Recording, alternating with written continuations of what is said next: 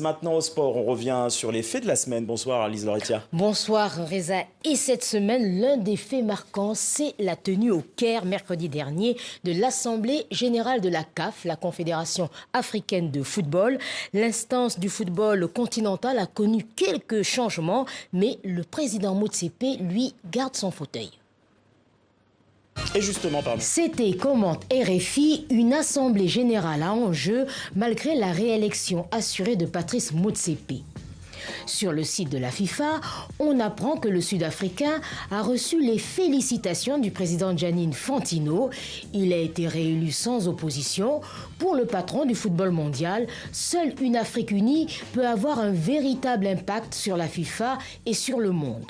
Constant Omari, ancien vice-président de la CAF, n'apprécie pas cette collaboration entre la FIFA et la CAF. À Africa Foot United, l'ex-patron du football congolais déclare « La CAF, en tant que confédération gérant 54 associations, a l'obligation de rester en harmonie avec la FIFA. Pour moi, il faudrait une collaboration adulte. » Bref, Afriquinfo rappelle qu'au Caire, le COMEX de la CAF a été renouvelé et auprès de la FIFA, l'instance a de nouveaux émissaires. Au conseil de la FIFA, la Gazette des Comores se réjouit de l'élection de Kanizat Ibrahim. La Comorienne a survolé les débats, 30 voix sur 53, battant au passage la Sierra-Léonaise Isha Johansen et la Burundaise Lydia Nsekera. Fraternité Matin en Côte d'Ivoire se demande pourquoi Idriss Diallo, le boss de la Fédération nationale de football, a échoué. Lui qui tenait coûte que coûte à ce poste et voulait que la Côte d'Ivoire reprenne son leadership régional, voire africain.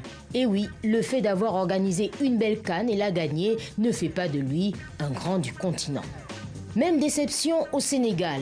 Augustin Senghor jette l'éponge et annonce sa démission de son poste de premier vice-président de la CAF. Un autre quotidien, Le Soleil, fait l'autopsie de cette déroute. Comment comprendre que des candidats de Djibouti et des Comores ont même réussi à supplanter Maître Augustin Senghor? Il n'a pas compris qu'il y avait des mouvements au sein de cette confédération et il aurait fallu s'en rapprocher. Bon à savoir, siéger au conseil de la FIFA permet de bénéficier d'un salaire annuel de 250 000 $, soit environ 151 millions de francs CFA pendant 4 ans. Actu Gabon se félicite de la nomination de Pierre-Alain Mungengui, le président de la Fédération nationale, comme vice-président de la CAF. C'est une première historique pour le pays. Radio Okapi en RDC salue l'entrée au COMEX de Bestine Kazadi, l'ancienne présidente de Vita Club. Mais l'une des élections à ce comité qui a enflammé les réseaux sociaux, c'est celle de Samuel Eto'o, et ce, souligne Jeune Afrique, malgré le rejet initial de sa candidature. Mais pas de triomphalisme, selon Yvan Kamoua, ce consultant camerounais ne voit pas ce que cette élection apporterait au football camerounais. Quand même, c'est Samuel Eto'o. Alors, par ailleurs, en parlant de lui, le président de la Fédération camerounaise s'est exprimé, Lise Laure. Oui, il a fait escale à Paris en provenance du Caire. Nous l'avons rencontré, je vous propose de l'écouter. C'est un rêve de gamin. J'avais toujours voulu servir le football. Je l'ai fait en tant que joueur dans les stades. Et puis je suis entré dans l'administration du football. Et je pense que pour tout dirigeant,